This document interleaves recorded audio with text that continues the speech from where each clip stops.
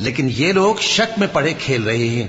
تو اس دن کا انتظار کرو کہ آسمان سے صاف دھواں نکلے گا جو لوگوں پر چھا جائے گا، یہ درد دینے والا عذاب ہے۔ اس وقت وہ کہیں گے کہ اے پروردگار، ہم سے اس عذاب کو دور کر، ہم ایمان لاتے ہیں۔ اس وقت ان کو نصیحت کہاں مفید ہوگی، جبکہ ان کے پاس پیغمبر آ چکے جو ہمارے احکام کھول کر بیان کر دیتے تھے۔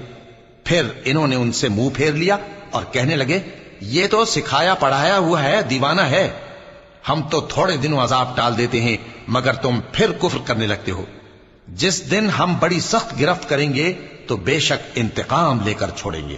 اور ان سے پہلے ہم نے قوم فرعون کی آزمائش کی اور ان کے پاس ایک عالی قدر پیغمبر آئے جنہوں نے یہ کہا کہ اللہ کے بندوں یعنی بنی اسرائیل کو میرے حوالے کر دو، میں تمہارا امانت دار پیغمبر ہوں، اور اللہ کے سامنے سرکشی نہ کرو، میں تمہارے پاس کھلی دلیل لے کر آیا ہوں، اور اس بات سے کہ تم مجھے سنگسار کرو، میں اپنے اور تمہارے پروردگار کی پناہ لے چکا ہوں، اور اگر مجھ پر ایمان نہیں لاتے تو مجھ سے الگ ہو جاؤ۔